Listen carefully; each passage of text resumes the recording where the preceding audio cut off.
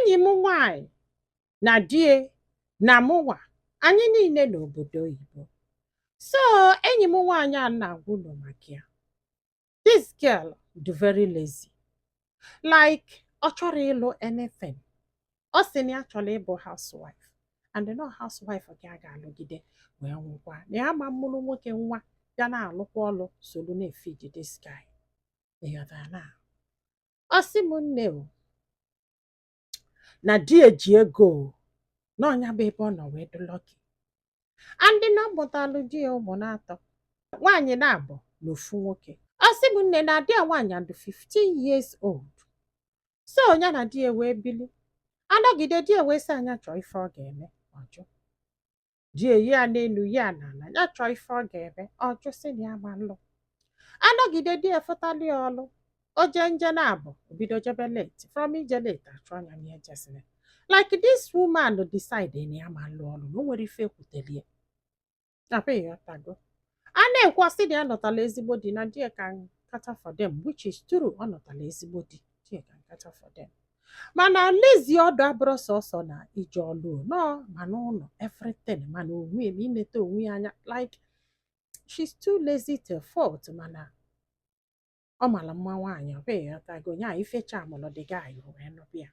Na this lady ya na-agwa anyị maka ya na parents ya kwa wee bịa obodo oyibo ọ bụghị ịghọtago so wee nụzia di so na parents ya nọkwa ka magolo ndị bịara obodo oyibo na struggle.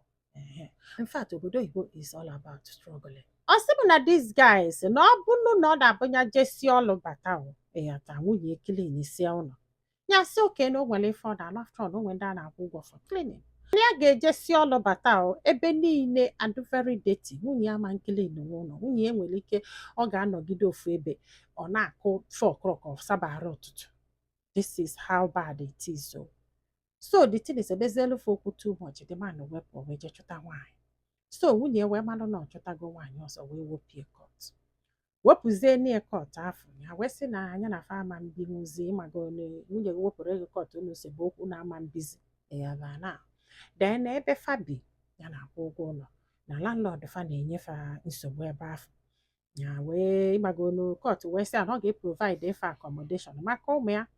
Ya wee sị ya gwela ka ya jee chọta ụlọ nwaanyị a wee jee chọta ụlọ na ife a na-akwụ n'ụlọ bụ I think no almost 3K ka a na-akwụ n'ụlọ nwaanyị a chọtara ya 2000 something maybe 28 ya sị na nsogbu adịrọ maka na ọ mara ya na-eme ọfụma. So George wee sịkwa the man yes ya the man na-akọli ya ife ọ na-akọli anyị ọ ga na-enye ụmụaka 1515 times 3 ka ị mara ego onye this man ya na-akwụ ọrọ 45 na ego nri ya na ụmụaka bi n'ebe afọ. So di wee je go massive house ọzọ ka o setụrụ go ofe ebili ebe afọ. This man je go ụlọ ọ mara na the man ji ezigbo ego wee gozie dị ụlọ wee chọta nwaanyị ọzọ ya na ya na-abọ biri. Nwunye wee malala wee gbu ya ọ mara ife ọ ga-eme uche ife ọ ga-eme ọ mara ọ sị ya na di ya nwere ụdị ego. So na this man nwere ụdị ego wee na-ekpe ikpe n'ụlọ ya chọta ọ chọkọta ife ọ ga-eme this man ya na-eji na-asị ya ị ga-emekwe mistake na ị ga-emekwe mistake n'iwu ị na-ewe dị too much. Aka na-ekwe enyi ya nwaanyị dị ime ya enyi dị dị ime ọ sị m enyi ya nwaanyị anọwa ya detene pụọ ya ala.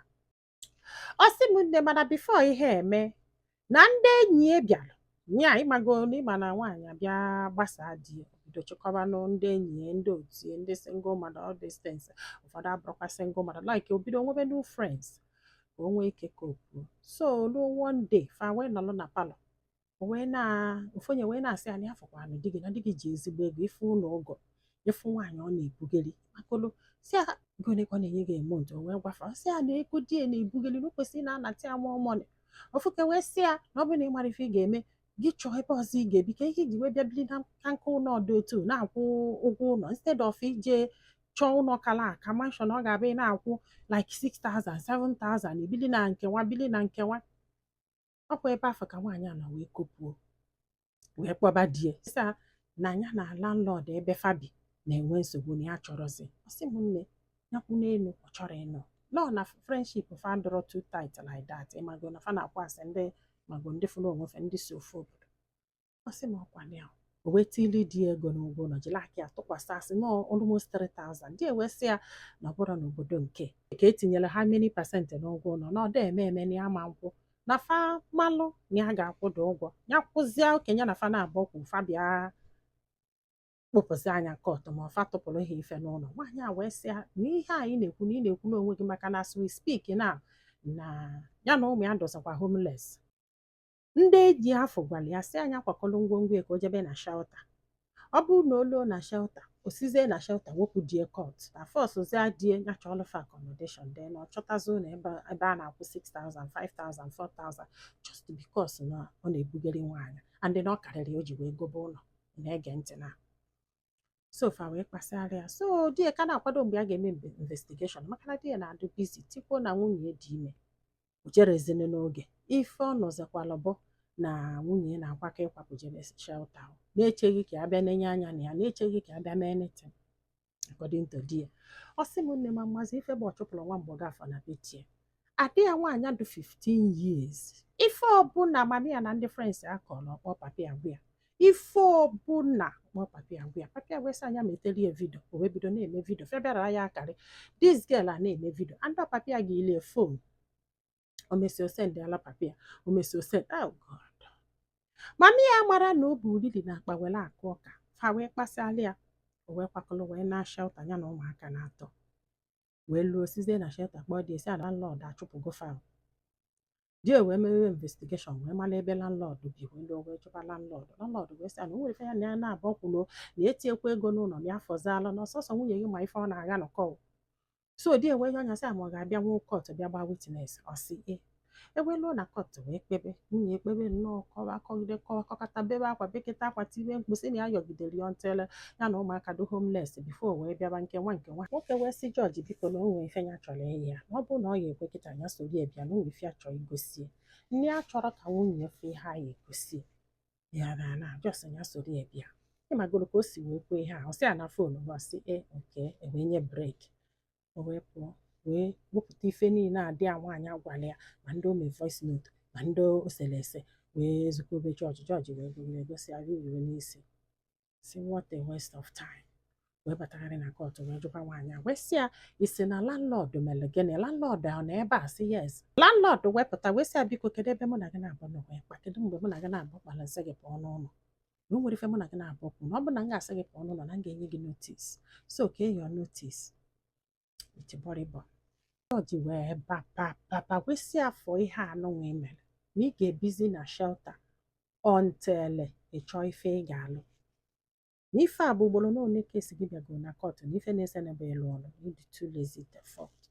in fact na ọ bụ na shelta adọrọ gị ma gị na babe nna gị na gị na ụmụaka afọ ga-anọzi na shelta ọntele nweta ọlụlụ bọọlụ nwee ike ịkwụ ụgwọ ụlọ wee si die na doneti na ọ ga-eme bụ gịnị ego o ji enyefe nne ka ọ ga na-akwụ fastedi ọkwa ife ahụ ihe ekpeteziri na kọtụ ụmụnne m n'afọkwa ka nwaanyị a si wee chụpụta onwe ya n'ụlọ bazia na shelta chụpụ onwe ya n'ụlọ just ka o wee mesie dị ike na-akwụgharị na shelta na ịba na shelta ife a na-afọ na ya buru ibu adị ya nwaanyị afọ na-eji agbatala papi asịrị ife mami ya na-akọ wee bido wee sibe ọnwụ wee bido wee nụba ọgụ wee bido wee mebe nta mebe nke megbala ọsọ wee nakwube nne ya wee luo wee yọba nne ya ya bata ka ya na efe na-abọbiri nne ya bụrụ onye si mba nọ step mọd ya bụ onye si mba maka na ọ ka mụrụ nwa ọfụ na ya chọrọ dis girl wee ganata na shelta wee na-eti na-ebe afọ ka mami ya nọ wee malụ na ọnya nwa likele everything because ọ bụ na dis girl elikele all these things na papi ya kala ịkwụ ụgwọ ihe a nyekwa ha a pure clean accommodation tinyekwelufe ego na nni sef mana nwa jidetere ihe niile kpọdo isi na ọsị m ka mami ya maara iwuo ba mami ya afọ ya isi gbaka mami ya wee na-echi nwa nke ọbụla I don't have until ilu 18 years amanye gị ego jewe na-agwa diledi na-asị ya na etu isi eme nwa adọkwanụ ma wee kọbalị ya ihe a maka olu ọ destiny na ọkwanụ nwa bụ ife emere ihe ya ji wee nọ na kọndishọn ya nọ ya kịta if not for this girl na ọka wọk ya wee sị ya na o nwere one lady ya akọlụ ka ọ chụọ ndị mmadụ after all these stories now. Near do lazy according to the woman. Man, open na those girl. Very form. Nafa kali live a better life. It's not like an idea career this thing. Nadia can this thing. This girl will choose papia over nyawa. If this girl a lot of Macedonia dobe ha na condition of an tata. 15 years old girl or can marry fair. Abu ne with that money. Kedonye get benefit from that money. Or anya no me. Okwanya no me.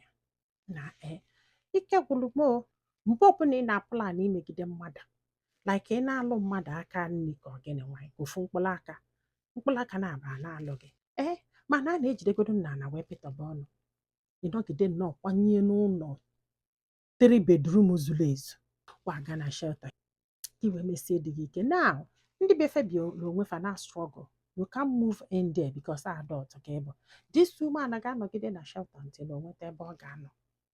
The only thing Shata ga-emeli ya bụ na fa nwere ike kwụọrọ ya ụgwọ jee mụọ 1 or 2 ma ọ gaa school. This girl na-ebe akwa akwụgharị ilesaka ile gụta ọkụ agba efuke 15 years old girl. It depends on ndị si wee zi ya maybe na she was more close to her father instead of Gịnwa. What do you think? Gịnwa cause all these things. Number 1, ịchọpụtala ụmụaka from nna fa papafaje n'ọnwa anyị ọzọ. Number 2, ijila aka gị kwapụ n'ụlọ a na-akwụ ụgwọ ya kpolufaje shelter. Number 3, na-abụ ife ezuozili unu de-enyejufe afọ fa adọrọ happy nwere ike ịchọta ụlọ ụmụaka adọrọ happy gị nwa adọrọ happy facha niile all you. Ịghọtago nwatakịrị mere ife ọ ga-eme wute oke uche ra. What do you think? Ike gwụrụ mana ọtago n'afụfụ dị ọlụ nje a kedu ife isi m kwuo ndị be anyị daalụnụ ka ọ dị n'ụbọchị ọzọ.